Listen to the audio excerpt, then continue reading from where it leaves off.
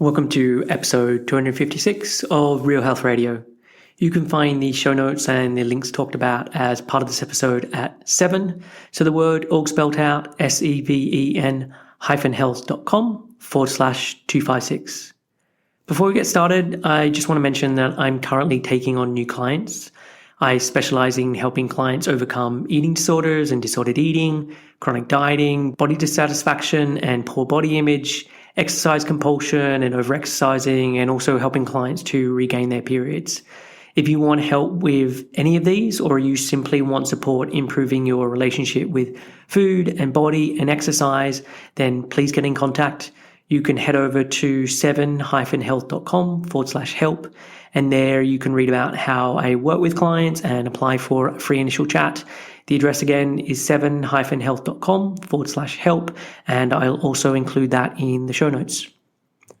Hey everyone, welcome back to another episode of Real Health Radio.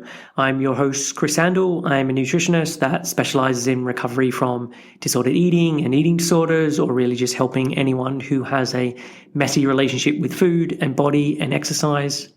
And today's show, it is a guest interview, and today's guest is Betsy Brenner. So Betsy is an author, recovery speaker, and peer support mentor. In 2021, she released her memoir, The Longest Match, Rallying to Defeat an Eating Disorder in Midlife.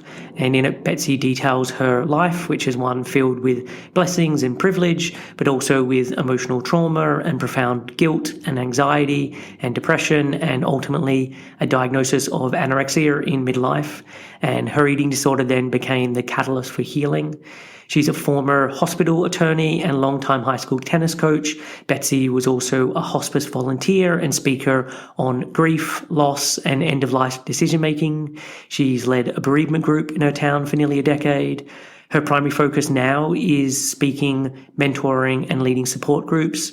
She's passionate about giving hope to and supporting those who are struggling with an eating disorder, especially women in midlife. Betsy received her bachelor's degree in psychology from Brown University and her Juris Doctorate from the American University Law School. Originally from Rochester, New York, she and her husband Jeff have resided in Barrington, Rhode Island for 30 years, and she's the proud parent of 3 grown children. So I became aware of Betsy through a client of mine. She'd heard her on a podcast and mentioned her memoir, and I promptly ordered it and read it and invited her to come on the show. And this episode is less of a conversation and much more me being an interviewer and allowing Betsy to tell her story. And there can be many drivers with an eating disorder. And in Betsy's case, it's very much was a coping mechanism as a way of dealing with her traumatic childhood and her inability to feel and express her emotions. And so the first half of this episode is all about all the things that led up to her development and diagnosis of an eating disorder in her 40s. And then the second half is much more about her recovery journey. And while we cover a lot in this conversation, it is no substitute for her book. So if you enjoy this interview and you get a lot out of it, then I would highly suggest checking out her memoir, The Longest Match. So let's get on with the show. Here is my conversation with Betsy Brenner. Hey, Betsy, thanks for joining me on Real Health Radio today. I'm really excited to chat with you. Thank you so much for having me. I'm thrilled to be interviewed today. So you are the author of The Longest Match, Rallying to Defeat an Eating Disorder in Midlife. It's a book that I read and thoroughly enjoyed and have been recommending to clients.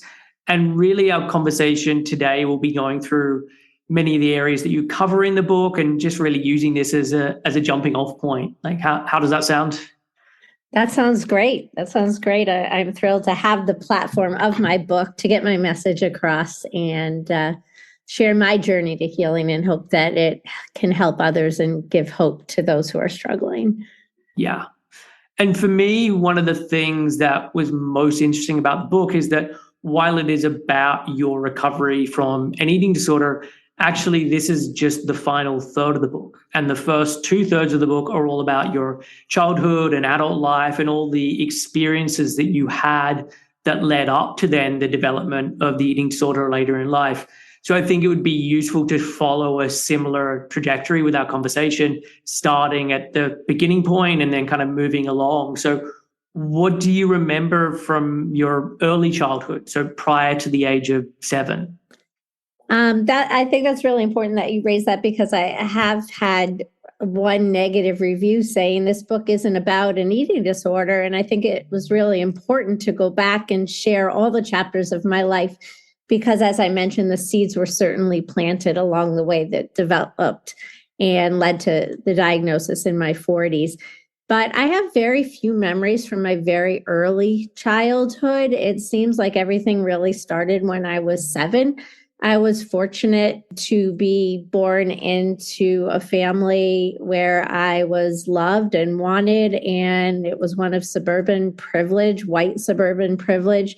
My father was a successful lawyer in our community, and my mom was able to stay home. I remember our first starter home, our small home, and then moving to a slightly bigger house. I remember playing with other kids and going to school, and nothing that stood out dramatically.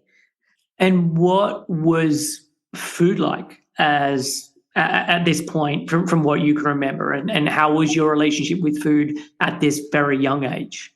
At a very young age, I don't remember anything specific about food. I do know, looking back on my entire childhood, I never learned to eat intuitively. I love seeing children just naturally be able to eat when they're hungry and stop when they're full, and not be so influenced by diet culture or what's out there. And so I definitely have memories later on in my childhood that certainly contributed to my lack of ability to eat intuitively.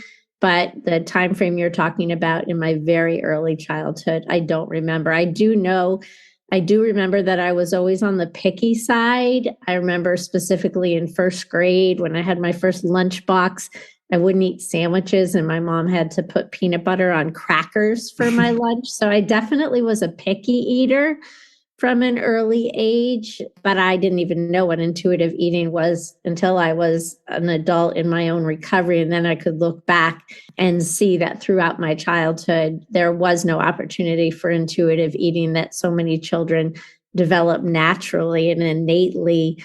My mom controlled everything, what I ate, when I ate, and how much I ate. So there was no opportunity for tuning into my own hunger and fullness cues.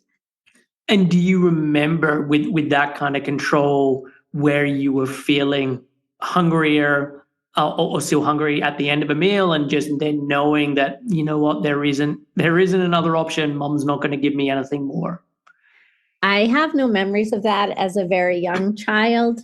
Again, it was only after I was able to reflect years later that I saw how her controlling nature impacted my eating as an older child, and even as a very young adult. Okay. And so then at age 7, your parents got divorced, and this was obviously a hugely important part of your story. So can you talk a little about this? Yes. So until the age of 7, we were leading this suburban life.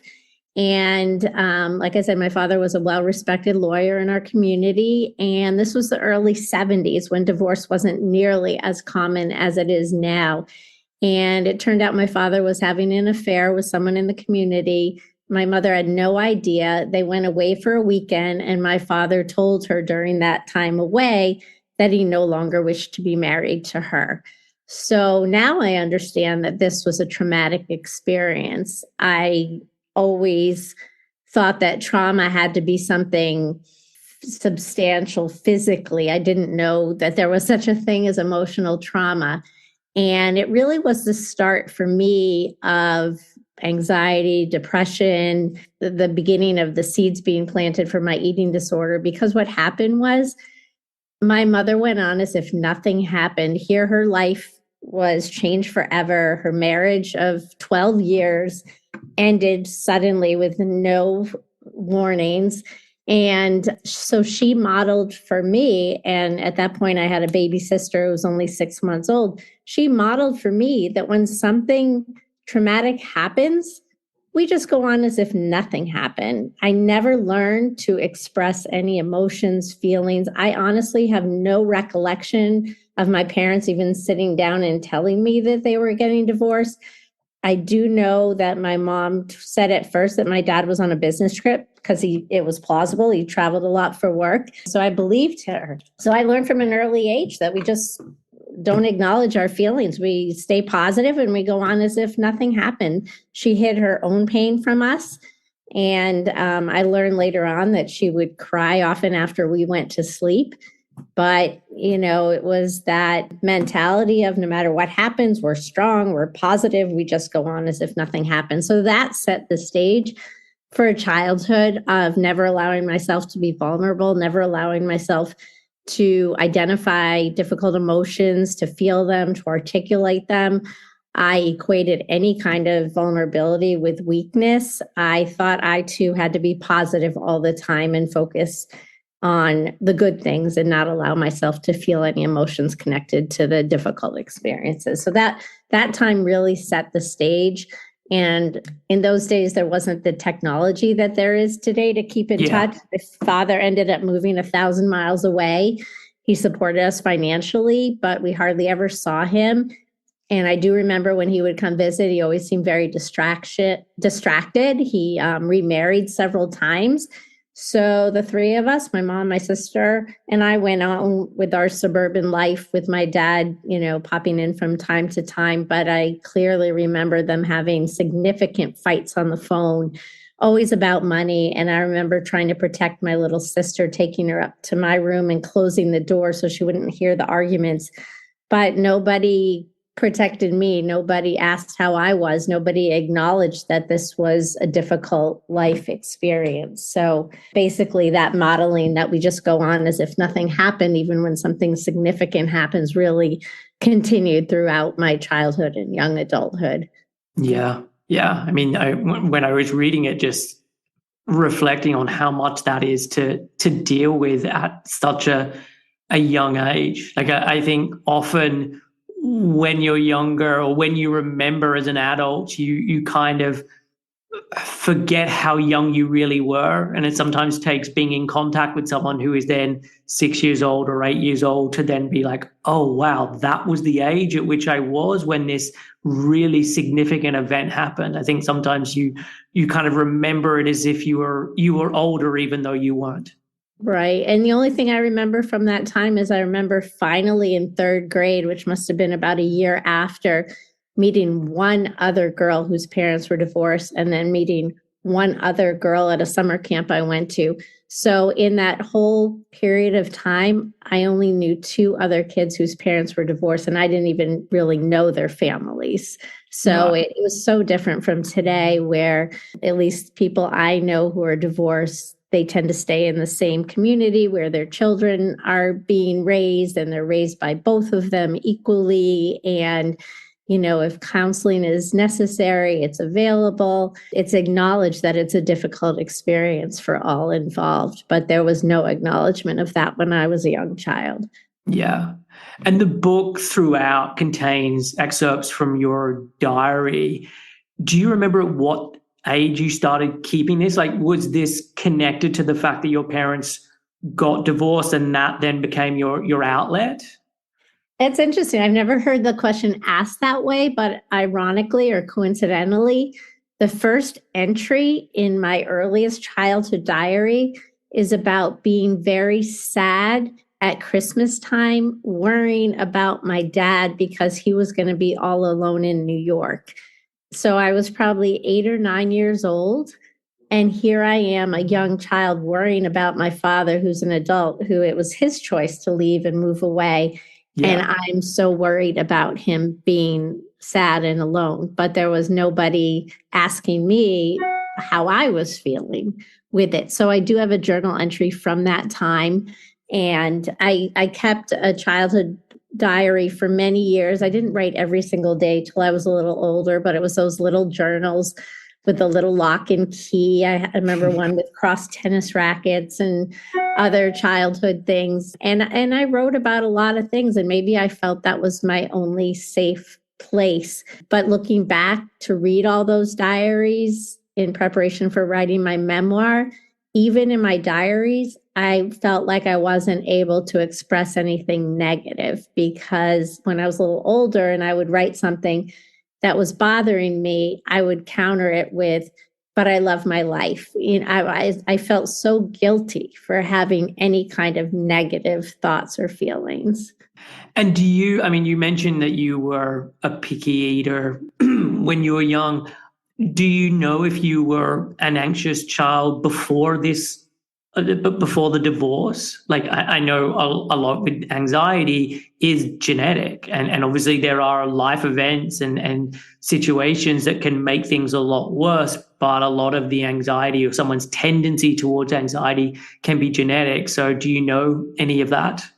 I do now. There's certainly a genetic component. My mother suffered from significant mental health issues that were never diagnosed.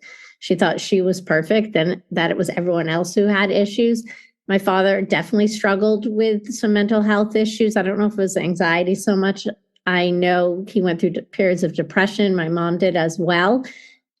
Wasn't diagnosed with anxiety literally till I was in my 40s, but it absolutely goes back to the time of my parents' divorce. And I think specifically I remember very clearly early on, I'd go to sleep at night and pull the covers over my head, leaving just a very tiny space to breathe. I clearly did that because of anxiety and a need to feel safe when there were things that had happened in my life that I had no control over and no outlet for talking about. So I remember that, and that developed into anxiety surrounding anything related to health and safety, fears that are not common in young children who have a stable suburban life, as I did. I remember when I was old enough to start babysitting for my sister, I'd be so worried the whole time my mom was out that something would happen. I would write in my diary. It almost came across as a prayer, but it wasn't meant to be. It was sort of like,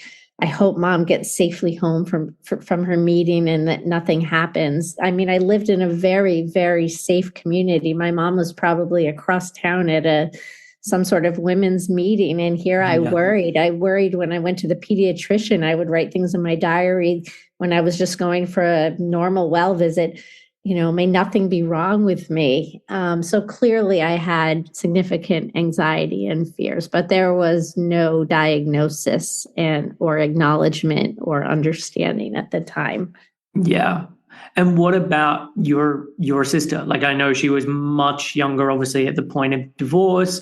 In terms of anxiety, are you guys similar in that way? We're actually very, very different. Okay. Growing up, we are still 6.5 years apart. I was almost like a second mother to her. I was put in charge of her frequently. My mother liked to sleep really, really late on the weekends, and I was responsible for feeding her breakfast and playing with her and keeping her happy. I was almost like a second mother figure to her. Our personalities are very, very different. And she was only 6 months old when my dad left. So her issues were more about the loss of what she never had, whereas I specifically lost something. I mean, both are important and significant losses. Yeah. Grieving what you never had and grieving what you once had, they're both important. And then she had my mom all to herself. Once I went away to college, she was only 11. So I'm sure there were issues, but as the firstborn, I felt like the expectations for me were there sooner and more intense. And then, I wasn't around as much when my sister was older. So I know my mom put a lot of pressure on her as well, but it would have been a different dynamic. Yeah. But she was always the little sister when Okay. I was growing up, and obviously still very young when I went away to college. And so then how were you at school as a child and then a teenager? Was school an enjoyable time or not? Was it easy for you to make friends? Like, how do you think about your school time and before you went away to college? So Right. sort of, yeah. Elementary school was a neighborhood elementary school. I went to public school at that time. I remember clearly I had a best friend in elementary school. I was very shy. I was very quiet. I was very small for my age, but I had my best friend and her family. Maybe they felt sorry for me that my parents were divorced, but they included me on so many family day trips. And I remember a lot of sleepovers there and just always felt comfortable there. I switched to private school in sixth grade. My parents both valued a private school education. I'm sure it's different in the UK than it is here, so I might be using terms that are different there. But I went to a small private school, very nurturing. I switched there in sixth grade. I had no trouble making friends. But I learned early on that one way to make my mom happy was to earn good grades in school. And I fortunately was blessed with a good brain and intelligence, and I was a good student naturally.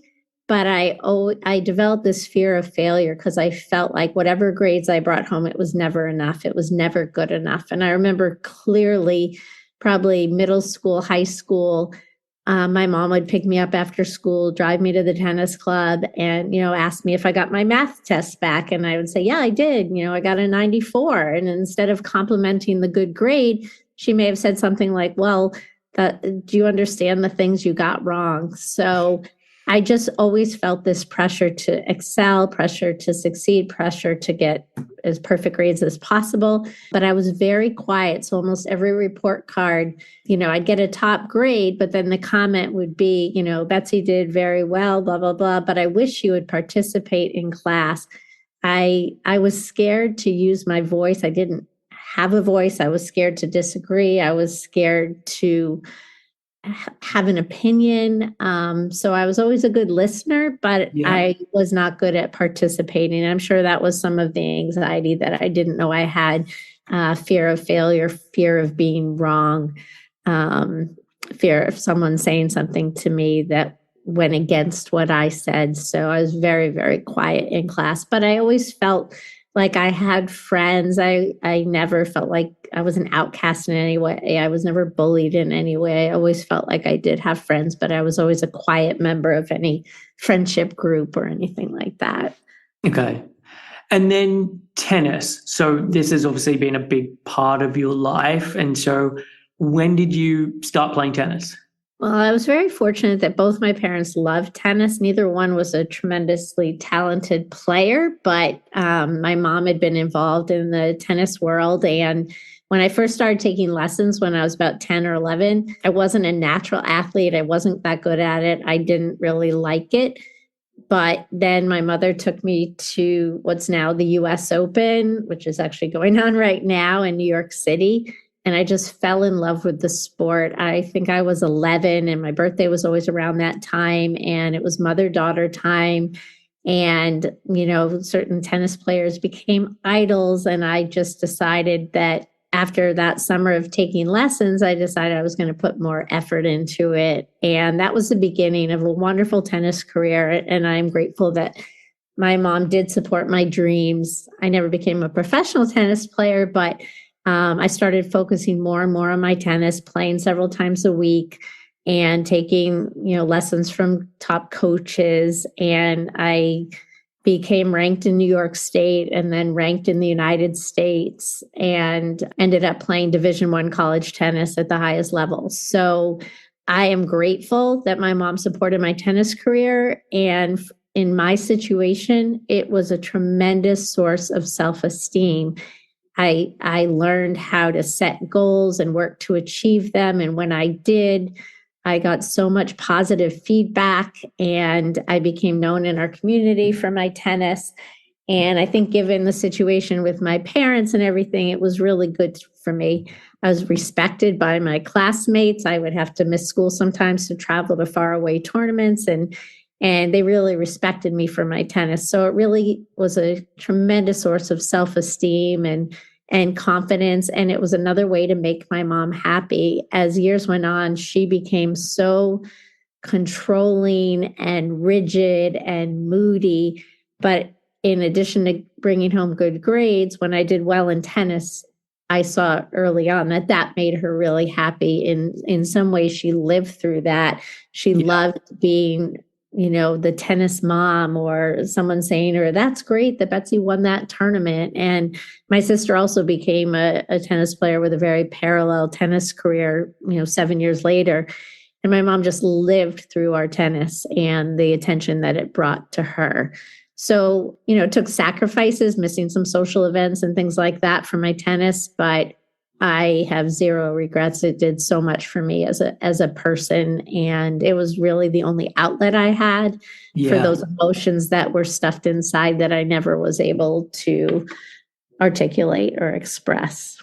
Yeah, and obviously that comes up throughout the journey with you getting into tennis later on as well. And it's interesting just hearing you talk about the tennis piece, because obviously there is this genuine love for it and this real sort of internal motivation for it. And at the same time, there was so much external validation that was then connected to this that kind of make it a sort of a messier thing than it would otherwise appear. Yes, definitely.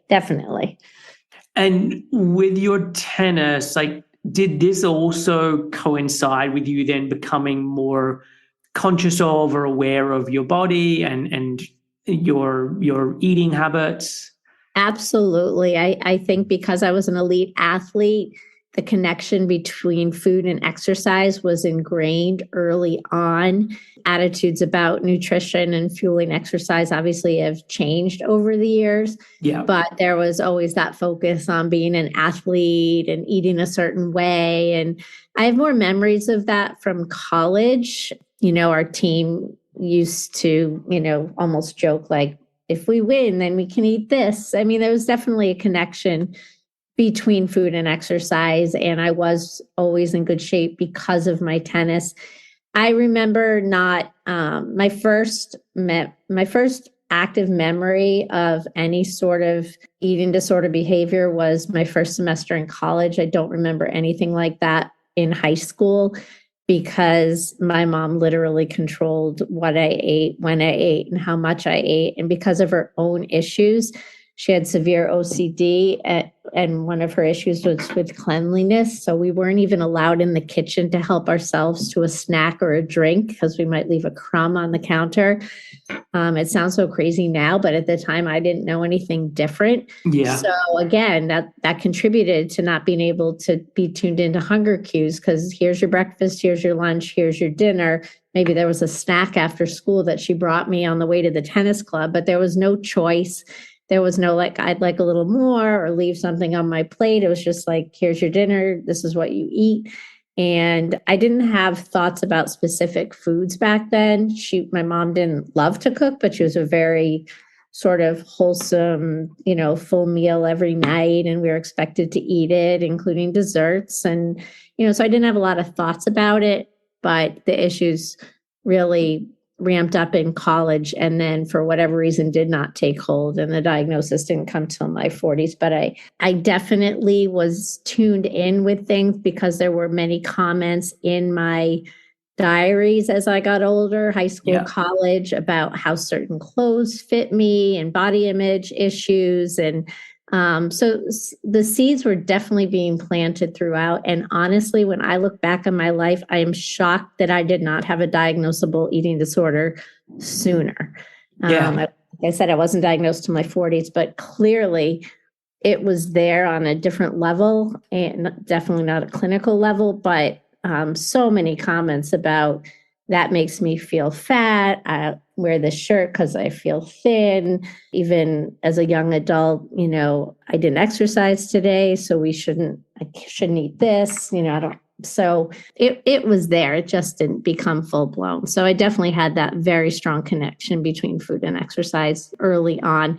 But my mother was so controlling that even when I was in college and I would come home for breaks, she would pour the milk on my cereal. I'm sure I thought that, I think I can put my own cereal in the bowl and put the milk on it when I'm 20 years old, but I had no voice. I had to be this perfect good girl. I could never start arguments with her. She was so moody. I felt like I was walking on eggshells at times. So it was really all about keeping her okay and happy, and not tempting her to explode or scream at me for no good reason, which happened from time to time. So it was easier to just go along with her actions and behaviors than to try and stand up for myself. Yeah.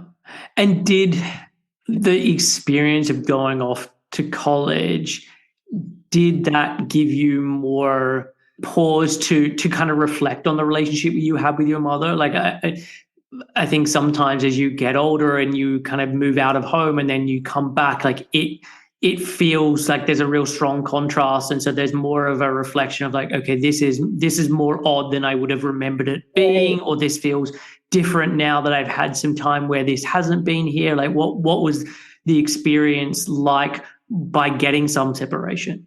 It was definitely a gradual loosening of the strong hold she had on me. When I first went off to college, I went further away from home than I probably would have, but I did that because I was recruited to play Division I tennis in the Ivy League. And otherwise, I probably would have stayed closer to home. So I was a long way from home, and that was hard for both of us. I wasn't a risk taker, and I was going off for a completely different experience, but it was the best thing for me that could have happened. Although that very first semester, I remember, when I would talk to her, and in those days there were no cell phones. This was that once a week call probably. Yeah. And after the rates went down, and I would always tell her what she wanted to hear. I would tell her, how my classes were going. I would tell her how my tennis was going. But again, there was no place for expressing, I'm sad, I'm upset, I'm scared, I'm angry. It was all telling her what she wanted to hear. However, I also remember that fall, my parents fighting a lot about financial issues. And I do remember in November of my freshman year, feeling somewhat homesick after the novelty of college wore off. And that is my first memory of restricting my food intake. Fortunately, I went home for Thanksgiving a few weeks later, and the eating disorder didn't take hold. But that is my first recollection of a behavior with food that was potentially detrimental. And it was at a time when my parents were fighting. I was feeling homesick. The novelty of college had worn off. Fall tennis season was over. So clearly I was using a behavior with food to feel in control because all those things were happening. But I certainly didn't have the insight or understanding to even know that that was something that could lead me down a very dangerous path. And like I said, it didn't take hold. And for most of college, I ate fairly freely, but I was playing hours of tennis and running and conditioning and things like that. But there were always thoughts. The thoughts were there, but it didn't take hold at that time. But later, I was just going to ask that point that you just referenced there, where you said, "Okay, this was the time when I really first restricted." Did you remember that all through your life, or it's been more of a recent thing as you have gone back through your journals or your diaries that you've been able to pinpoint that time? That is actually something I remember without looking back at my journals. There's certainly issues related to food, body image, and exercise that I learned about myself from reading my journals, but I have independent recollection clearly. In November of my freshman year of college, I remember having thoughts that I was going to see how little I could eat each day. I didn't skip any meals. I knew I needed energy for tennis because I still practiced every day, even when the matches were over until the next semester. But I clearly remember seeing how little I could eat in a given day. And when I first got to college in this all-you-can-eat dining hall, I loved the freedom of eating what I wanted, when I wanted, and how much I wanted. It was great. Yeah. And then I must have felt like it was too much and I needed to rein it in for some reason and feel in control. And it definitely coincided with the only time I remember feeling homesick in college was that November of freshman year. After that, I loved college and it was so good for me to get away. And then later on in college, actually, I developed a good relationship with my dad for the first time. Yeah. The details are obviously in my book, but at that point, there started to be a strain and stress in the relationship with my mom, where it was harder and harder to just sort of fit into the web she had spun around me. So it was actually my father that helped me sort of take moves towards my independence. But it was so difficult because, again, it was always easier to just do whatever my mom wanted to please her and keep her happy.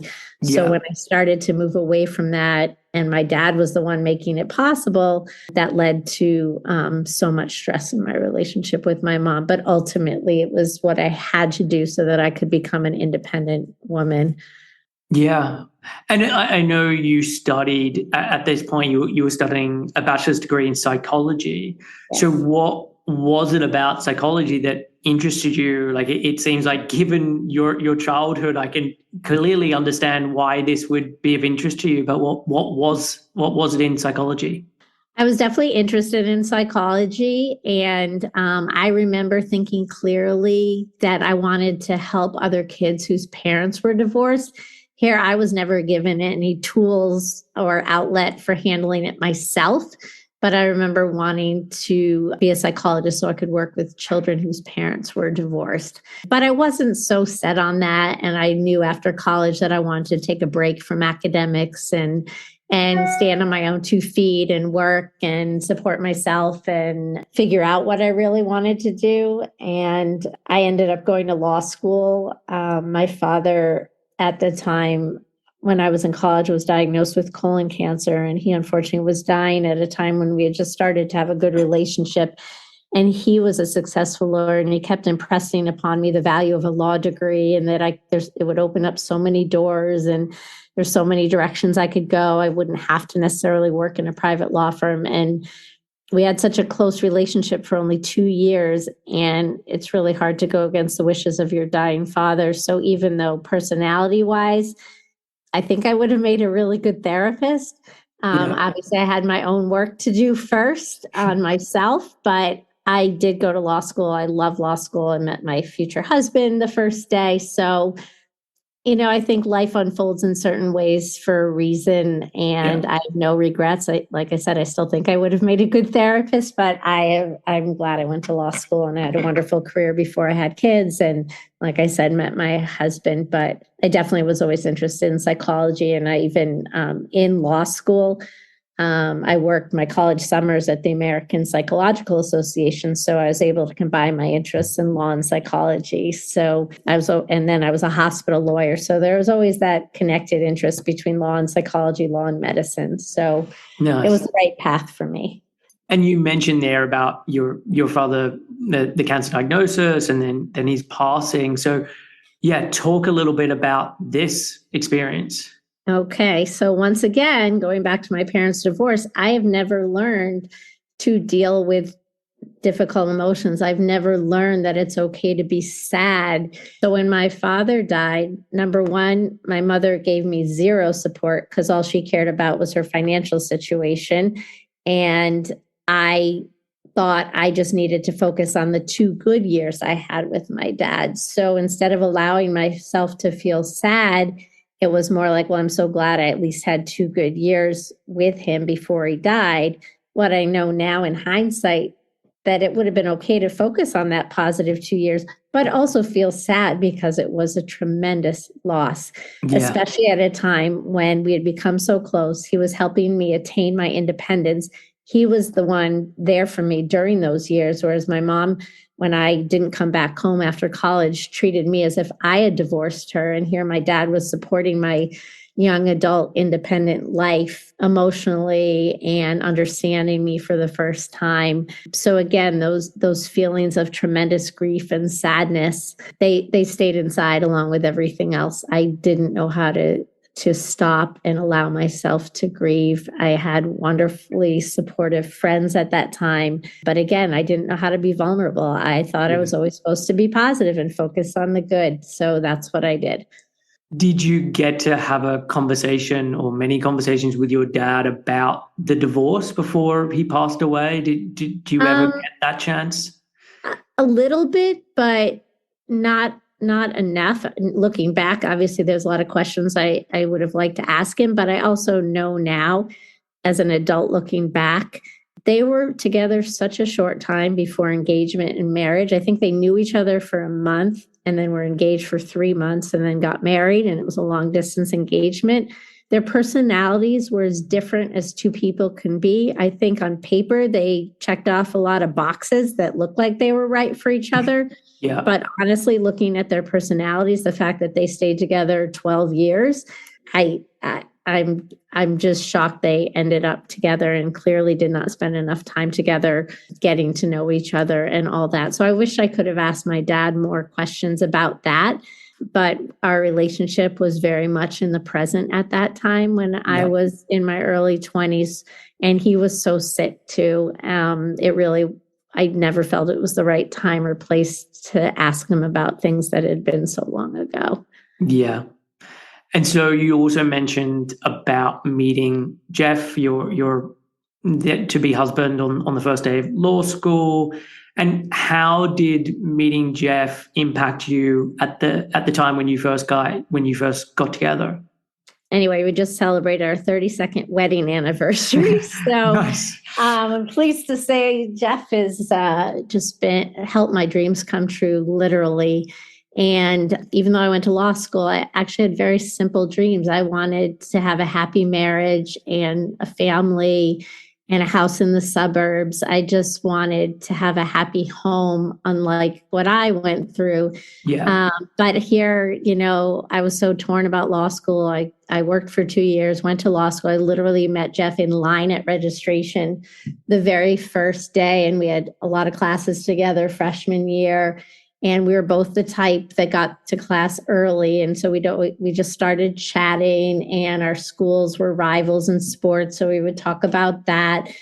And my dad had died less than a year earlier at that time. And he had lost a fraternity brother who had taken his own life. And we had very deep conversations. And I think that just solidified a wonderful friendship. We had both been sort of seeing other people at the time, and I had had other significant relationships that sort of always lost out to tennis and my mom.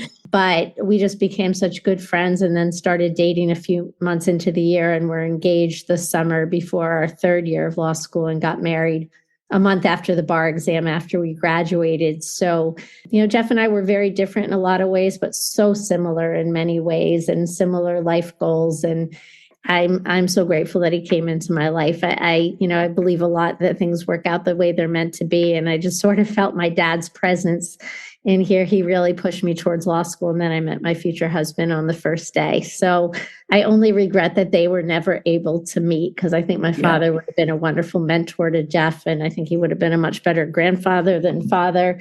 And, he didn't live to see me get married, or he didn't even live to see me go to law school. I could have really used his support during those years, but very grateful Jeff came into my life at that time.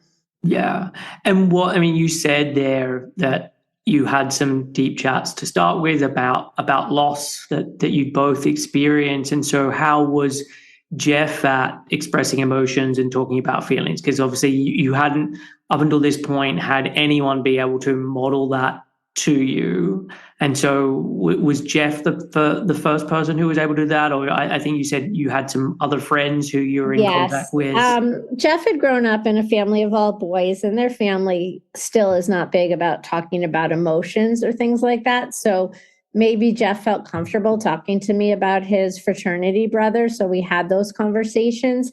But it took me a long time to really feel comfortable and let my guard down. I always sort of had that wall, not letting people in too close emotionally, because I wasn't in touch with my own emotions. Yeah.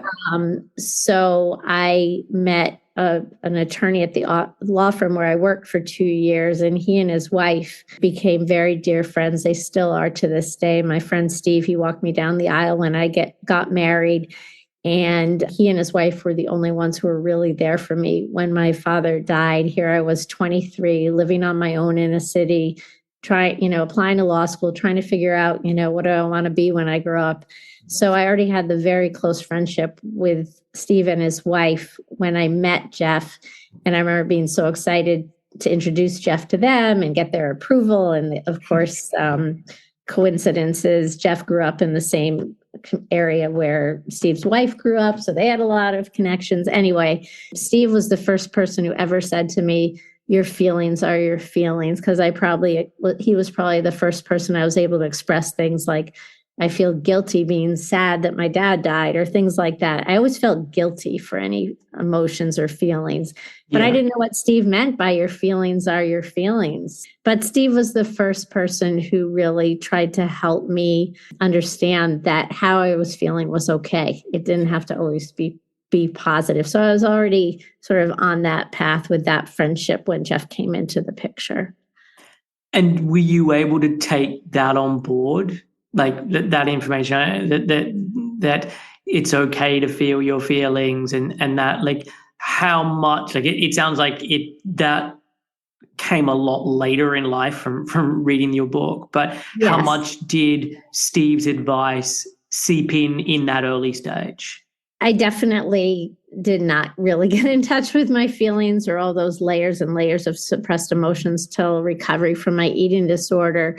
So with Steve, it was more about someone I felt comfortable with. I felt unconditional care and friendship from both Steve and his wife. I stayed with them for several weeks after my father died. They were the ones tuned into how I was doing while my father was dying, because I had zero support from my mom at home. But I still, at that point, felt guilty for any negative emotions, even with Steve. I mean, he was the closest person I came to being able to talk about feeling sad. And I did go through a difficult depression after my father died.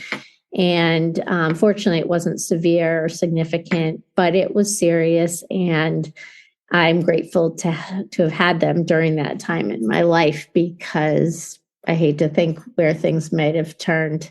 Maybe I would have developed a full-blown eating disorder then. I don't know. But Steve and Patty, his wife, were like an older sister and brother to me and really helped me through that difficult time. So Jeff came on board and understood very quickly the closeness of that friendship, and they remain the closest of friends today. So nice.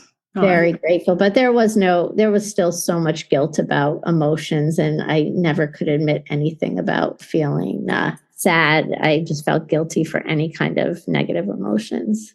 Yeah. And so then just before you turned 30, you had your first child, Rebecca. So how was your experience of motherhood in those early years? Well, I always said I wanted to have my first child by the time I was 30, and I had Rebecca when I was 29, 2 weeks ahead of my 30th birthday. I was working as a hospital lawyer at that time.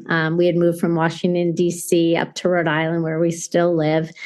And that was one of my dreams, was to become a mom, and nothing made me happier than that. My mom at that time still lived in Rochester, about 7 hours away by car, and our relationship was still very strained.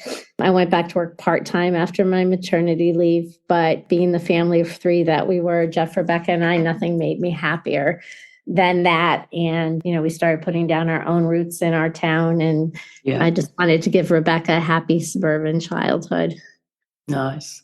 And then there's another kind of twist in this story in terms of your mom then having to move close by because of a dire financial situation. And then, like your dad, was diagnosed with cancer and passed away. So kind of talk about this experience. Yes. My mother literally ended up on our doorstep. Rebecca was almost a year old. And again, I never really dealt with my father's grief in a healthy way. I focused on the positive, that I was happily married, had a child, living a good life in Rhode Island. And my mom went into financial crisis, and literally a family friend gave her a few $1,000s to start a new life in Rhode Island. So there was never any discussion. It wasn't like, if you come to Rhode Island, then this. It was more like, oh my goodness, I was told she was on a train headed our way. And so here I am, a happy mother of a baby. And all of a sudden, my mother, our relationship was so strained at this point. And I had to put all that aside and help her find a place to live, a part-time job, a used car. We were living paycheck to paycheck at the time. So everything had to be within her means, which was this small amount of money that a family friend gave her. And she had been diagnosed with breast cancer when I was in college. But again, we didn't focus on the difficult diagnosis. and possible difficult prognosis. She had surgery, and then we just went on as if nothing happened. There was never any celebration of her being a survivor or talking about it, but I do remember her saying that if she didn't eat fat, her breast cancer wouldn't come back. So I learned then that fat was somehow bad. And anyway, so she ended up in Rhode Island, and 2 years after she moved here, and during that time, she actually sort of came down off her pedestal and for the first time came to appreciate me as an adult, let herself get to know Jeff, and loved more than anything being a grandmother. Rebecca was the only thing that eased the tension between us. You know, she lived within her means, working 2 part-time jobs, simple apartment, car, whatever, but she spent time with us and really grew to appreciate us, and Rebecca adored her. But then almost 2 years to the day after her move to Rhode Island, and it took a while when she got here for this transformation, her cancer came back literally in every bone in her body, and she was gone 3 months later. So once again, I focused on the 2 good years we had together. I felt like that was a gift that I was given, and our relationship became better. And grateful that Rebecca had her as a grandmother, and that she got to be a grandmother. Again, just stuffed all those emotions inside. My relationship with her was so complicated. So my grief was so complicated.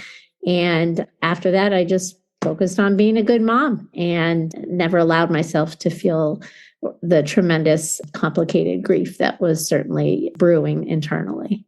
Yeah. And with your mom, like over those 2 years, did you get to a stage with your relationship that felt like the one you had with your dad, or was there still a level of control, or just it never felt quite that good? It was different. Again, it was all in the present. I never, ever took the opportunity to talk about how she had hurt me, the pain she had caused, her influence on me. We never talked about the past, just the same with my dad. It was all in the present, and the focus was always Rebecca. We spent time together every week, but it was always about Rebecca. So it was sort of like we just swept all the difficult chapters under the rug and just focused on the present during those 2 years. And then after she passed, am I right in thinking you work within like a bereavement counselor at this point? Yes, I was having a really hard time, but I didn't know it. I was sort of going through the motions of life. Jeff noticed that I was very sad, but I just sort of was kind of withdrawn. I didn't acknowledge that I felt sad. I didn't know it was okay to feel sad. Yeah. And the hospice program that my mom was on when she died, they had a bereavement counselor who came to meet with us. And I was all focused on Rebecca because she was a very sad little girl, having lost her grandmother who she adored. And it was the counselor who noticed that I might need somebody. It might be helpful for me to talk to someone. So I did. And that was the first time that I ever talked about anything that I had been through. And she helped me to understand what my grief was really all about. But she moved away before we really were able to complete that hard work. And then our focus became on adding to our family and living the mom life. Yeah. Yeah. And so you then had another 2 children, you had twins, and so you then had the family of 5.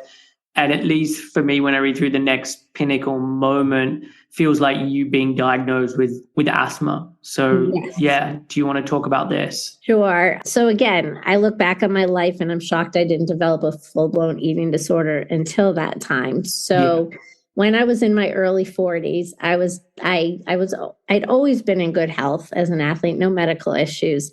And all of a sudden, one summer, I started having significant episodes of shortness of breath. And don't forget, my anxiety goes way back, and it was always around health and safety issues. So it really scared me. And, at first I'm like, oh, it'll go away. It's nothing. And, I eventually had to go to the doctor, had an asthma-like attack. It was so scary. And they did all these heart and lung tests, and the diagnosis was asthma. So here, for the first time in my life, I had a significant health issue. I had to learn about a disease that I knew nothing about. I had to learn how to manage an illness that I knew nothing about. I had to take daily medication, lots of doctor's visits. I barely ever took anything for a simple headache. So to take medicine, inhalers every day, that was significant for me. Now, during this time, there's nothing I liked better than being a mother of three. I was always on the go, taking care of my children's needs, but yet my body was telling me at times that it needed rest. I would have significant asthma flare-ups that left me just with zero energy, just needing to just sort of lay on the couch and do nothing. But yet I was used to always being on the go, being the mom I loved. Self-care wasn't in the vocabulary. I would have felt like it was selfish. I didn't know it would have been okay to take care of my own health and let myself rest and find someone else to help do whatever with the kids. So I just kept going and going and going. And ironically, around this time, I had just gotten back into tennis. Now, I played through 4 years of college, and then I didn't play for 20 something years, during which time I worked and went to law school and got married and had 3 kids. And I just gotten back into tennis around this time. And I am very small to begin with, but I lost weight rapidly that I did not need to lose. I didn't try to lose it intentionally. It just happened as a result of getting back into high level tennis. And I got all these compliments. Oh, you look so great. You look so fit. You look so muscular. And I met this other mom of 3, and we started playing tennis together all the time. And I started playing competitively again. It was great.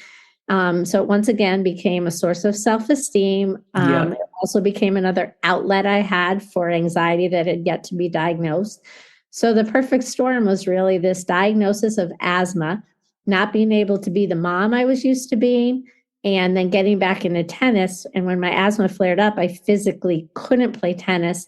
And during this time, I developed this intense fear of gaining weight because of all the positive compliments I got as a result of the weight loss from getting back into tennis. So it wasn't intentional, but I lost too much weight, and it was weight I couldn't afford to lose, didn't need to lose, but not being able to play tennis, which I loved. And I also got into coaching at that time. My way of coping with feeling so out of control from the asthma flare-ups and not being able to be the good mom and the tennis player, I started restricting my food intake, and the eating disorder took hold at that time. And you say in the book that you were then shocked when you were diagnosed with anorexia. So talk about the shock and why this was a shock to you. Well, I, like many, had preconceived notions that to have an eating disorder, specifically anorexia, you have to be a young, white, emaciated teenager. And here I was a middle-aged woman. Yes, I lost weight I didn't need to lose, but I was hardly emaciated. And I didn't know I had a problem. I didn't know anything was wrong, except for the stress that having asthma was causing. And that's how I was actually diagnosed with anxiety, because the asthma made me feel so anxious and depressed at times. And the eating disorder, I know now, came in as a way to help reduce the anxiety and depression. But I had gone to a regular doctor for an appointment, who noticed that the weight loss and called my primary care doctor, and then told me I should see a dietitian. And it was at that very first appointment with the dietitian that I was diagnosed with the anorexia. And I was like, how could I have anorexia? I'm in my 40s, mother of 3, I know I'm a small person to begin with. I couldn't have anorexia. So I had a lot to learn and about my diagnosis, about the illness, and, all that has been part of my recovery journey, and certainly wrote about it in my book. But it was a dietitian who diagnosed me with anorexia and started me on a path to recovery, which I'm very thankful for, because I was headed down a dangerous path. And I am so grateful that I got the help and treatment I needed before I got to a dangerous point. I was headed that way, but fortunately I remained medically stable and got on the path to recovery before the situation got more serious. Yeah. And once you'd heard, the diagnosis, how long did it then take you to get on board with, I actually believe that this is true and what is going on for me? How long did it take you to reconcile that? Well, it was recommended that I go to residential treatment so the focus could be on my recovery and all that. But again, I never knew it was okay to put my needs first, and I absolutely refused to disrupt my family life. So my dietitian referred me to a therapist who specialized in eating disorders.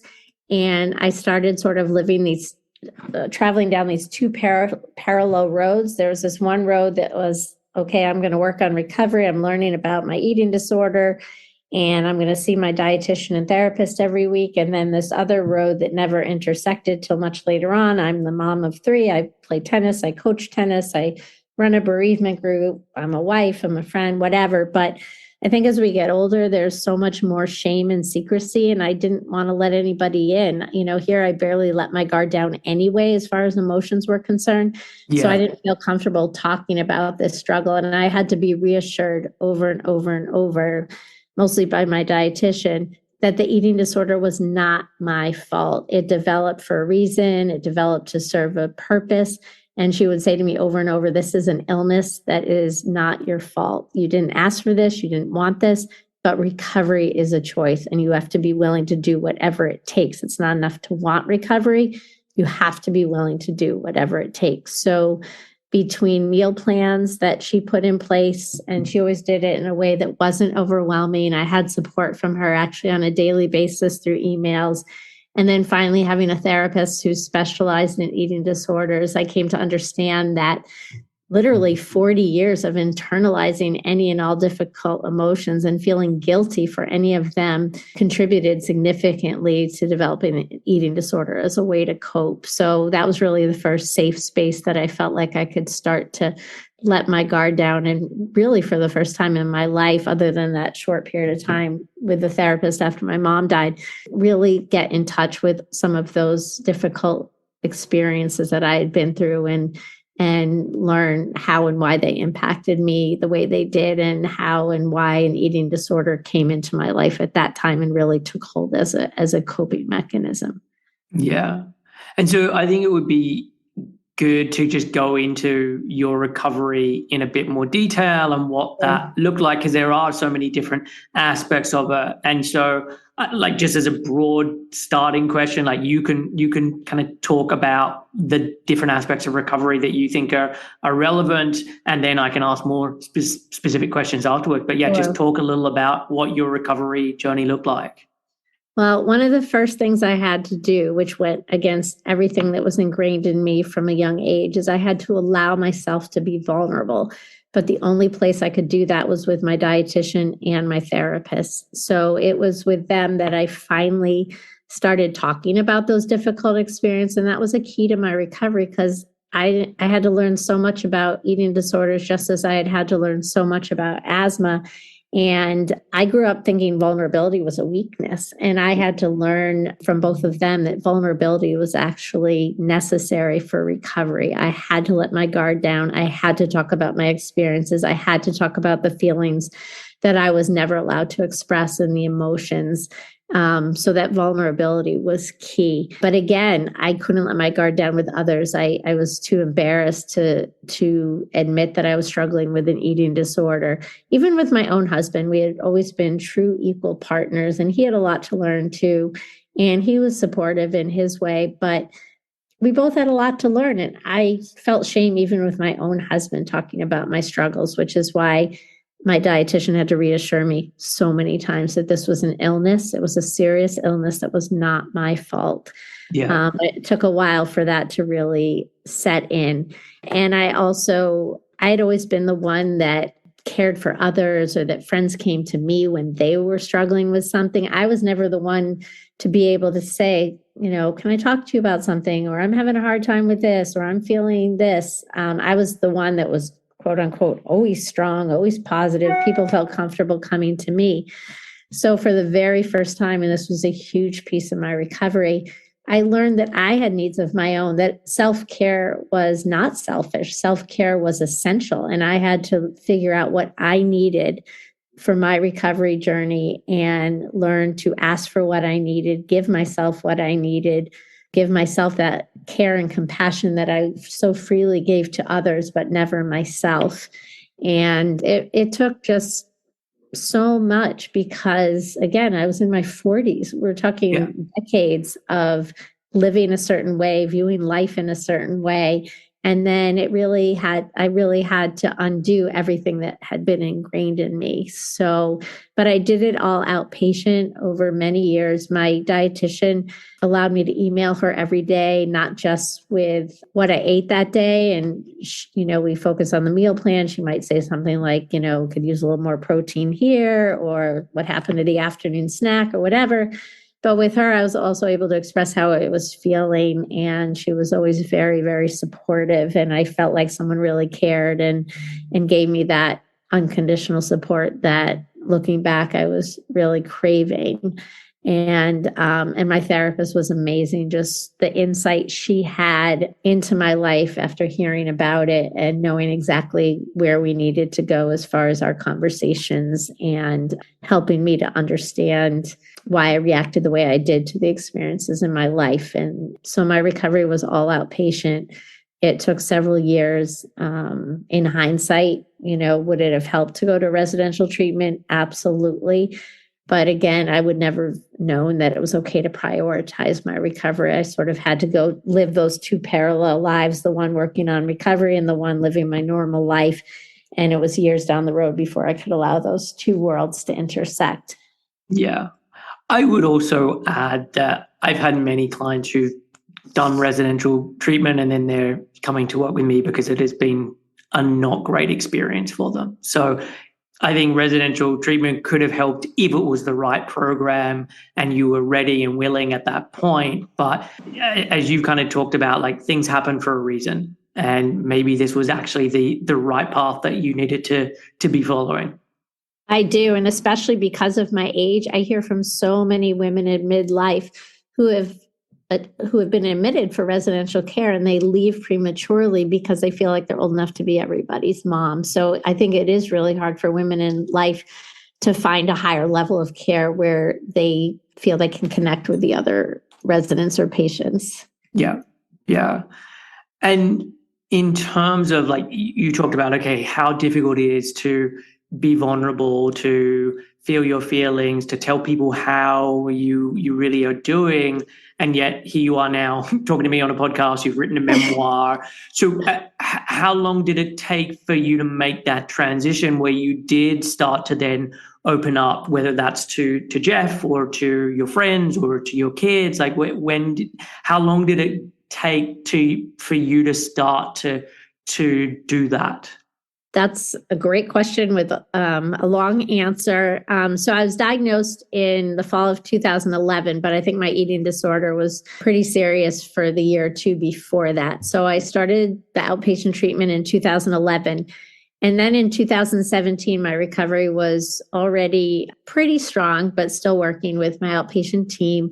And I had a physical experience that was life-changing. I had a serious health scare, a potential cancer scare. I had major surgery to remove a tumor from my ovary, full hysterectomy, and thankfully learned that the tumor was in fact benign. But I had to go through 2 months of recovery, not able to do anything.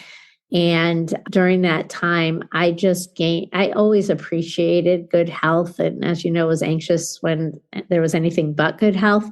Yeah. But it just helped me to appreciate the fragility of life and understand that we have one body and we need to take care of it.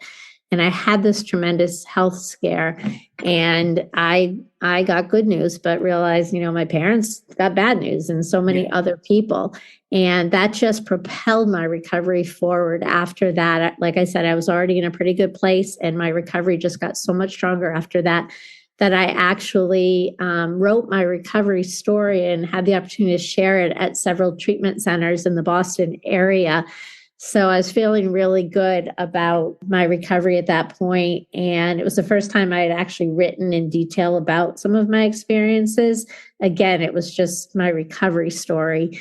And I'd been told by a few people that my life story had the makings for a book if I were willing to put the time and effort into it. My husband told me that, and some significant people.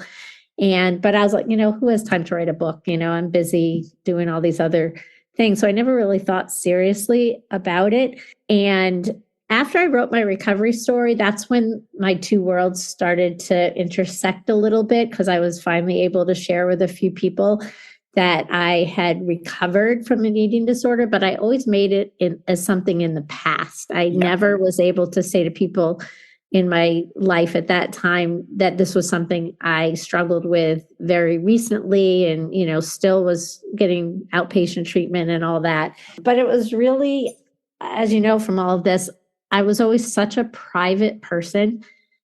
And the process of writing my memoir and now literally being an open book, it's the word that comes to mind is freedom.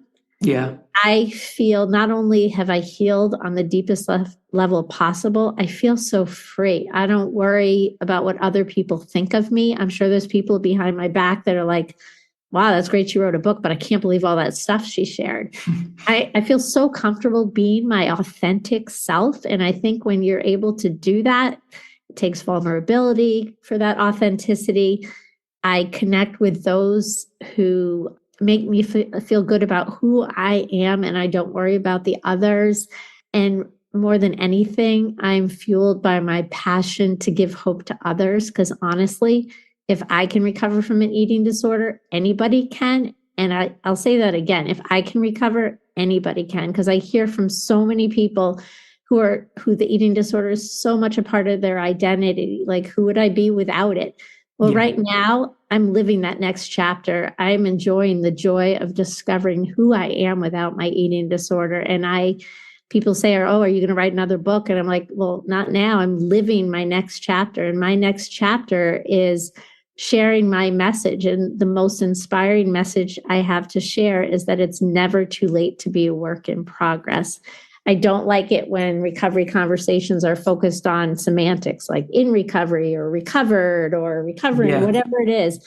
For me, recovery is about being fully present in my life, not spending every day completely consumed by thoughts about food and exercise. I'm able to be my authentic self. I'm able to use my voice to ask for what I need. I can connect with others in an authentic, real way. And the process of writing my memoir helped me to get there. And I've learned through writing about all my experiences that some of the things I went through were indeed trauma.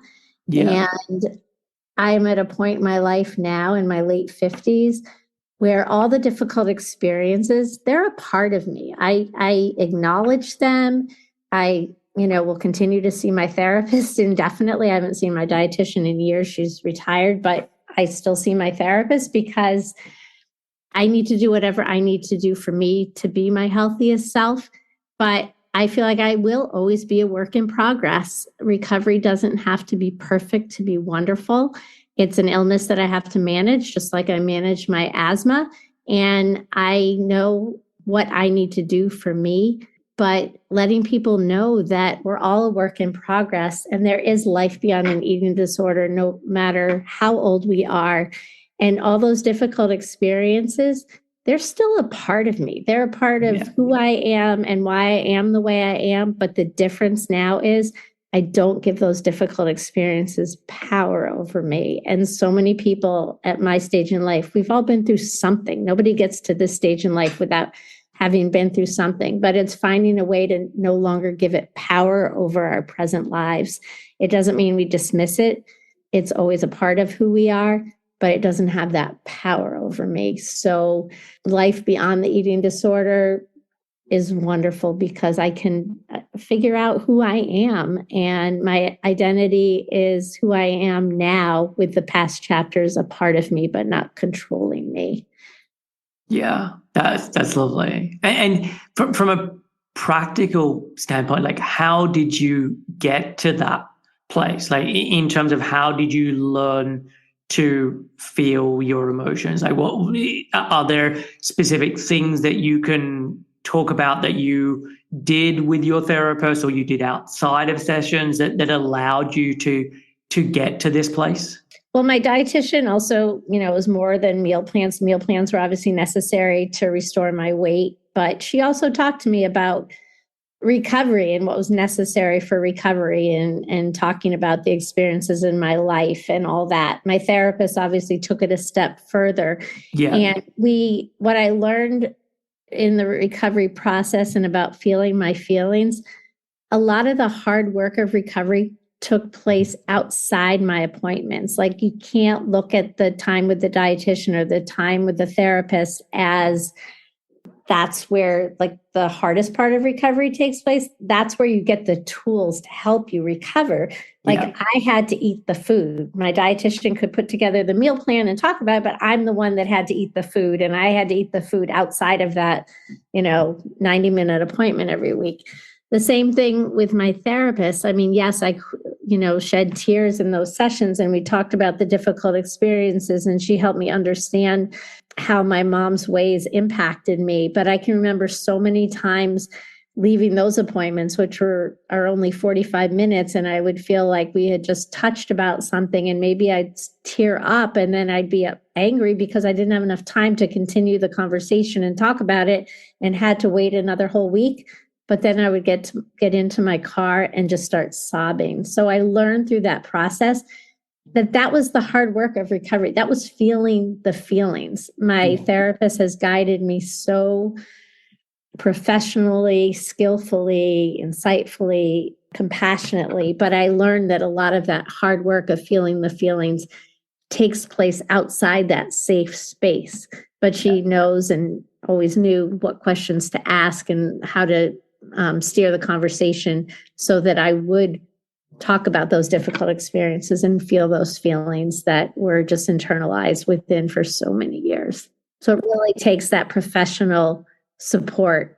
And again, the specialization with eating disorders is key, but so much of the hard work of recovery takes place outside of treatment. It's being able to focus on recovery and what's necessary for recovery in the scope of your everyday life.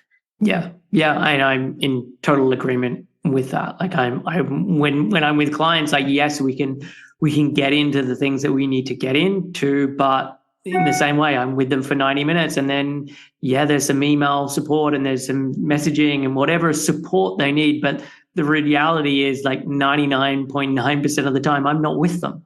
And it's then them having to figure out how to do this stuff on their own.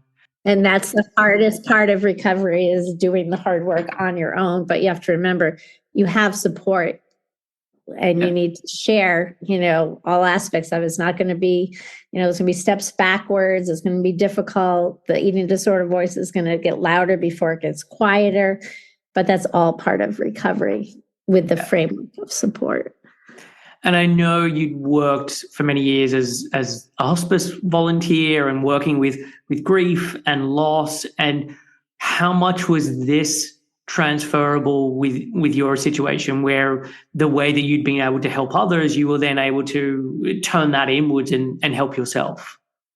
Yes. When I first got involved with hospice, it was, I didn't do it intentionally to deal with my own grief. It was more like wanting to be a psychologist, help kids who were divorced. I obviously had been through these very difficult losses, but at that point, I started accompanying the bereavement chaplain to groups and things like that. But again, I hadn't really fully dealt with my own emotions yet. It was just like, I've been through this, so I can help other people, without really understanding what the grief journey was truly all about.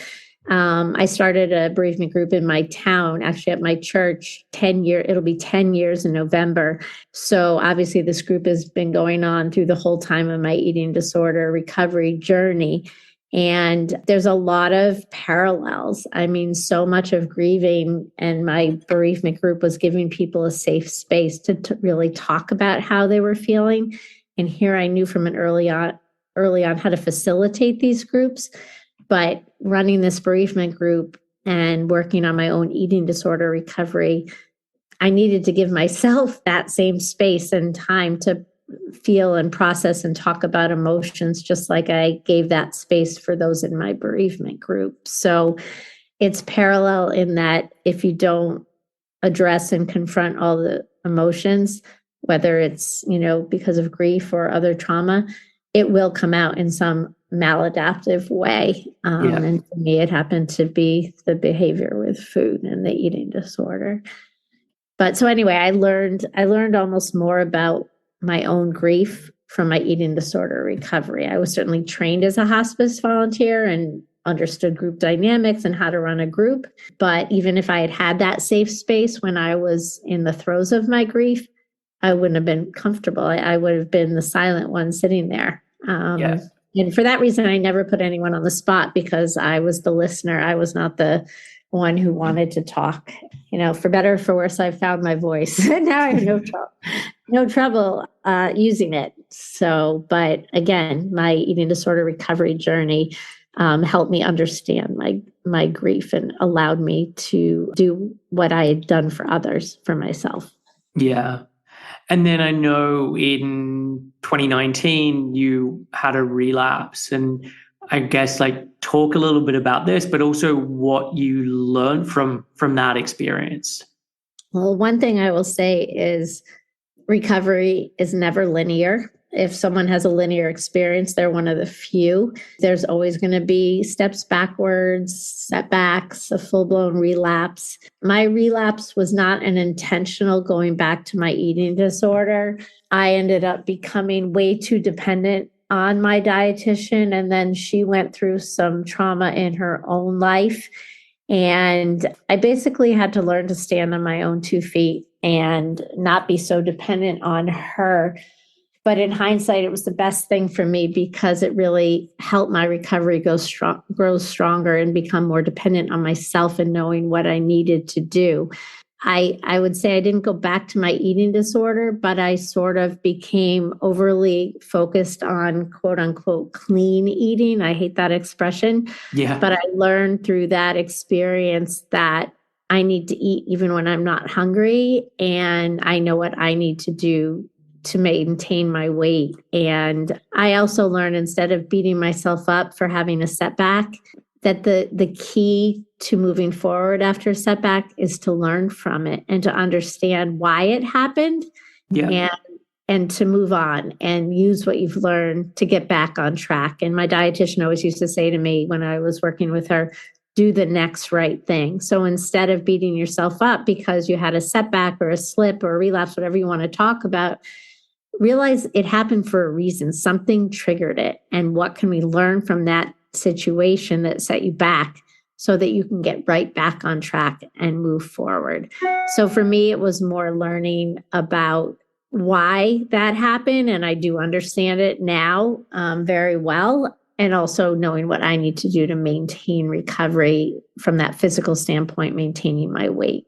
And like I said, when I talk about managing my illness, that's what it's all about. Is I know what I need. The eating disorder thoughts aren't there, but I have to work to make sure that I maintain my restored weight, if that makes sense. It does. It definitely does. Because look, the eating disorders are so many different things in terms of, for you, it was very much a coping mechanism, but there is also a physiology component to this. And when weight drops below or drops down, the thoughts get louder again. And there is a physiological component that then drives this. And so It's really understanding all of the different facets of the eating disorder so that you can be able to say, okay, I'm taking care of this one, and I'm taking care of this one, I'm taking care of this one.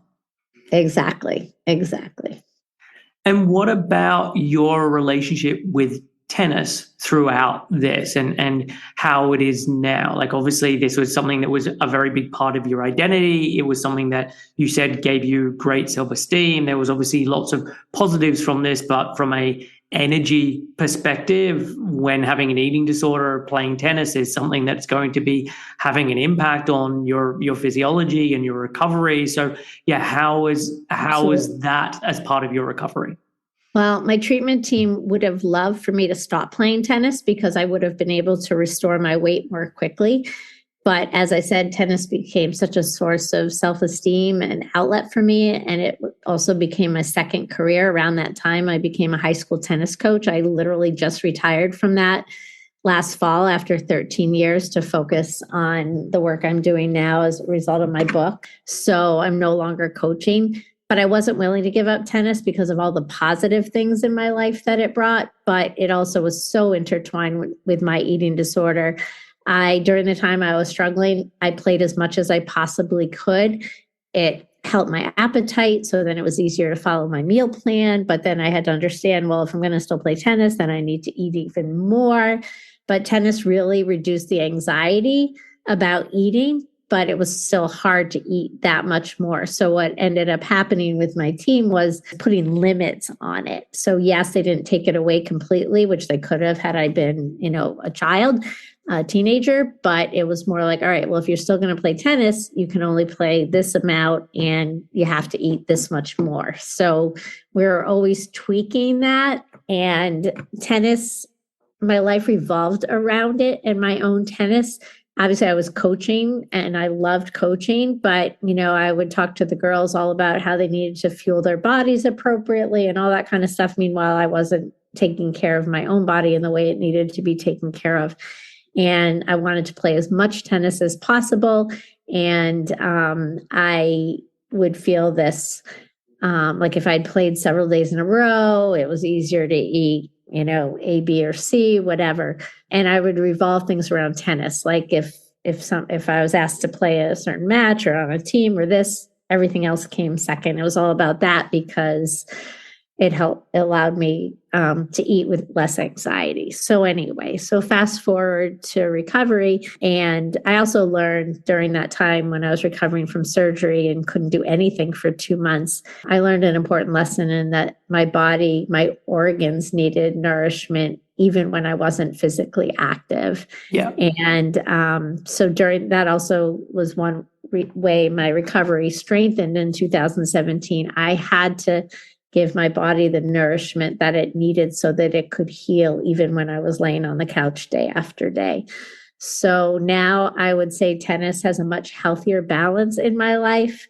I probably play half as much as I did.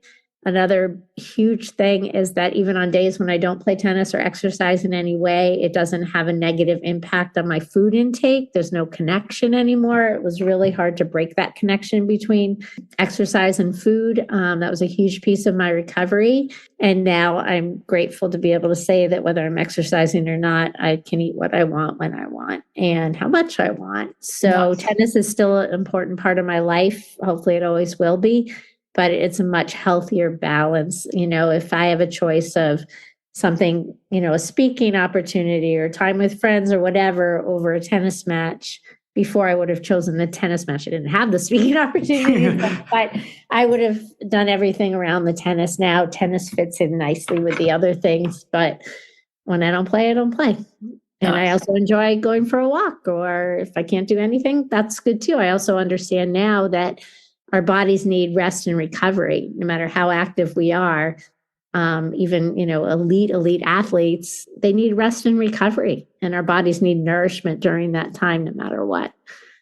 Yeah, definitely. And I know you said your treatment team would have liked you to take time off. Hindsight is a wonderful thing. Like, if you could do things again, do you think that would have been a better option for you personally, or you're still of the belief like, it gave me so much that I don't think I could have been able to take that time off? It would have been really hard for me to take that time off, just because tennis, especially that it helped my mood. It helped me feel good about myself, less anxious. And I was so connected in the tennis community. I was coaching high school tennis. It would have been really hard to take a break from tennis, sort of for some of the same reasons I wasn't willing to go away to treatment. Okay. I didn't want to disrupt this life that I was leading. I love coaching. I love my tennis friends. I love playing tennis. I loved playing on teams and things like that. The only thing it would have helped with was I would have restored weight much more quickly if I hadn't been playing tennis, but I would have probably been crankier, more irritable, more anxious, all those other things. So the key was learning a healthy balance. And, like if I were going away, my dietitian and I would talk about, limits on if I was going to go to the gym, well, you couldn't go for more than X amount of time, or, double exercise. Like if I play tennis, I can't also go for a walk with a friend. So it was really just sort of putting reasonable limits on it. Rather, it wasn't realistic to take it away. And fortunately, like I said early on, I was medically stable. So there was no medical reason or need to take it away. Okay. And with obviously tennis being such a big part of your life and something you've been involved in from like a coaching perspective as well. Like now that you've written this book, are you sort of talking in the tennis world? Because I mean, I know with the work that I do, so many of the clients I work with are either athletes or hobby athletes. And I think there is a real epidemic of eating disorders and disordered eating within pretty much all sports. And so I'm wondering if you started to infiltrate some of that world and get your message out there. I would like to do more with athletes. Honestly, I do so much speaking these days, which I absolutely love, but it is mostly groups involving women in midlife. I've also spoken to parent groups, parents of those struggling with eating disorders. I have done some with athletes. I would love to do more. There is such a crisis in mental health with so many different populations, and eating disorders, as we all know, as a result of the pandemic, have just increased. So I would love to do more with that population. I think it's really, really important, and I have a lot to share from my own experiences. My story is long enough, so many chapters of my life that there's different pieces of my story that can certainly help different populations. And when I speak, obviously I focus on the audience as to what I emphasize and focus on, but I would love to do more with athletes. Nice. Well, yeah, I really hope that you can start to do more of that work, because I think it would be really, really helpful and valuable for more people within that area to be hearing your story. Thank you. I have done a little bit, and I wish just even in our local, interscholastic system with high school sports, there needs to be more conversations about mental health and eating disorders with the athletes, because it's happening way too soon, and just for coaches and teachers and everyone knowing the red flags and understanding what to do if you suspect something. That training is essential, and there's definitely not enough of it. Yeah. And so what work are you now doing in the recovery space? I know you obviously touched on some of it there in terms of the speaking that you're doing, but go into a bit more detail of what you are doing. Well, my book came out actually about a year ago, and I never could have anticipated the opportunities coming my way. I'm so grateful. At first it was a few book signings at local bookstores, but I really have found my niche. And I guess there wasn't a lot out there memoir-wise for women in midlife, especially diagnosed in midlife. So I hear from readers mostly in the US, but literally all over the world. And I respond to every single email.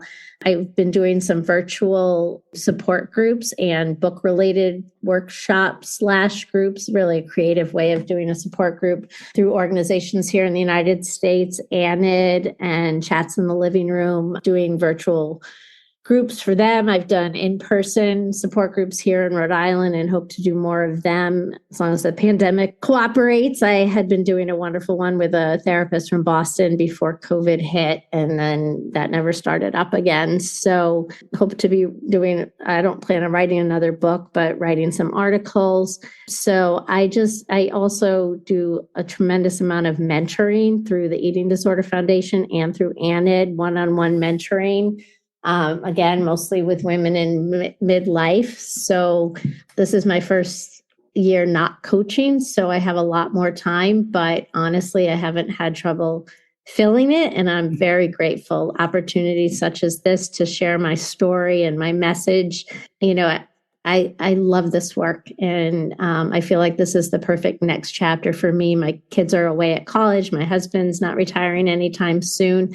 So this is my focus, is just really giving hope to and inspiring others that recovery is possible, even, at the ripe old age of me in my late 50s and others who are even much older than I am, even if we've been struggling our whole lives.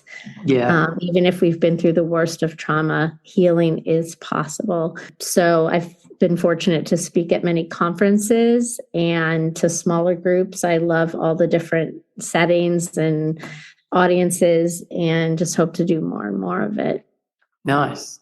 And finally starting to travel more now that, the pandemic seems to be somewhat stable. So I love now traveling and speaking in person. So, and going to conferences, speaking at conferences. And again, the one-on-one work I do as a mentor is very gratifying. Yeah. One of the things I was thinking as well, and this is something that's come up a lot with clients who are similar to yourself, who are dealing with eating disorders in midlife and then also have children. Like, how did you approach this with your kids in terms of either speaking about your eating disorder or not speaking about your eating disorder? What experiences have you shared and not shared? Like, obviously you've now written a memoir, so it's out there, but prior to doing this and through your recovery journey, how did you handle it with your children? That's a really good question. I get asked that a lot, actually.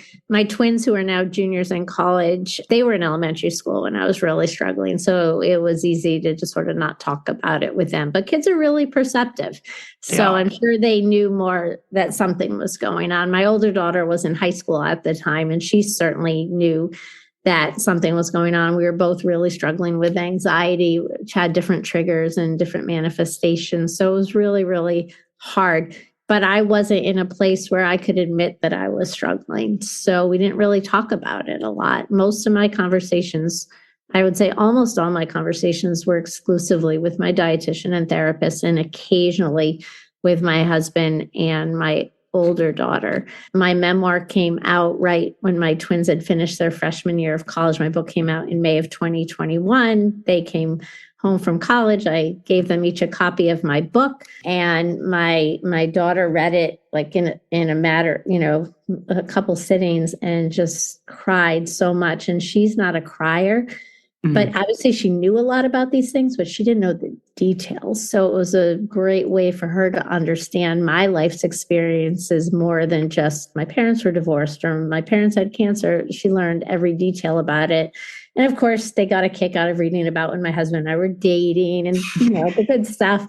But that's really when they, by reading my memoirs, when they really learned the most. I remember when they were in high school, mentioning that I had struggled with an eating disorder, but again, making it sound more like it was something of the past than a current struggle. Because again, there's just so much shame and secrecy, I think, with any mental health issue, but especially as we get older and people just expect you, as if it's our fault. Like I had a friend say to me, like, don't let that happen, when I finally told her I had an eating disorder. So just a lot of misconceptions out there.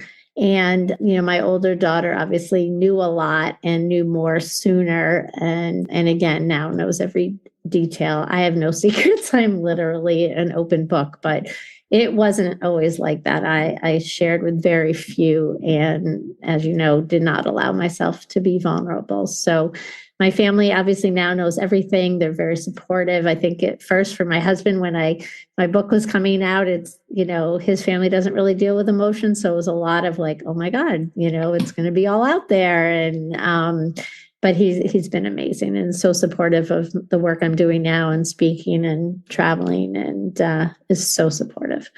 Nice. And so have you, with your kids, subsequently to them reading the book, have you then had further conversations about, like, is that then sort of started up, or like, I've read the book, Mom, we don't need to go any further? I'd say not either extreme. I'd say sometimes they'll ask, like my son will say, like, so how's it going with your book? And sometimes I'm the one sharing, like, guess what? I got asked to do this. And then my oldest, on her own social media, it's been wonderful. Like she shared a wonderful post when my book came out as an audiobook, and she's more likely to share something about it. But they both, when my book first was published, shared, I think, something on their Instagram about their mom being an author. So I wouldn't say it's a huge topic of conversation. They're definitely proud of me and supportive, but I've sort of found my niche in the eating disorder community, professionally and personally. And, that's where that energy goes. Okay. And what about for husbands who are listening? Like, how did you deal with this with Jeff through that journey? And what advice would you have, or what reflections do you have as part of that? I wish when I was struggling that I could have said to my husband, this is how I need you to support me. This is how I need you to help me. But I wasn't capable of I was ashamed by my illness. Like I said, I had to be reassured it wasn't my fault. So I didn't know how to ask for what I needed or ask for how he could support me. So my best piece of advice, if you're the partner of somebody who's struggling, tell them, I don't know. Please help me help you. Please tell me how I can support you. What would be helpful? What wouldn't be helpful? Because you can't assume that they know everything there is to know and need to know about eating disorders. Yeah. Yeah. And so look, Betsy, this has been such a wonderful conversation. I'm so glad that I've got this time with you today.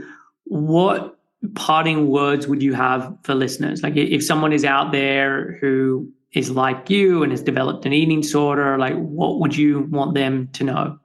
I would tell them that professional help and support is essential. And also that the eating disorder is not your fault, but recovery is a choice and it is worth it, even when the days are long and dark and recovery doesn't seem possible. I just want them to remember my message. It's never too late to be a work in progress, and that recovery doesn't have to be 100% perfect to be wonderful. And the journey is worth it. The twists and turns along the way. So baby steps forward and just keep doing the best that you can. But the key is having that support, both professionally and connections with others with whom you can be open and honest about your struggles. Yeah. And so where can people go if they want to find out more about you? I will put all the links in the show notes, and obviously your book again is The Longest Match, Rallying to Defeat an Eating Disorder in Midlife. But yeah, where should people go? It is available on Amazon in paperback, and for the Kindle, it's available on as an ebook in other places like Apple Books. It's now an audiobook that I recorded myself. It's 7 hours and 59 minutes. I recorded it at a studio in March, and that's available on Amazon or through Audible. And my website, www.betsybrenner.com, shares more about me and shows all the speaking and that I've been doing. And I love speaking to groups, big and small, conferences versus, as well as small support groups. So I appreciate any and all opportunities to help others and hopefully give hope to others and share my message. But my website shows a lot of the work I've been doing over the past year. And I'm just so grateful to be living my next chapter in recovery. Perfect. Well, look, I will put all of that in the show notes, and thank you so much for coming on. I've really enjoyed this. Thank you so much for having me. I've done several podcasts, but none in the UK. So this is just incredible. And I hope they'll be able to reach new audiences. I love hearing from people who either read my book or listen to me. I respond to every single email. So I'm just grateful for this time and this opportunity. And I appreciate your reaching out and having me on here to share my story. So that was my conversation with Betsy Brenner. I'm so glad that she has written her memoir and that she's doing the work she's doing. She's a great example of someone who's been able to learn to feel and express their emotions and to cope with difficulties in life outside of using an eating disorder. As I mentioned at the top, I'm currently taking on new clients. If you are wanting to recover or are in recovery and are needing support, then please get in contact. You can find out more about working together at 7-health.com/help. I will be back next week with another episode. Take care, and I will catch you then.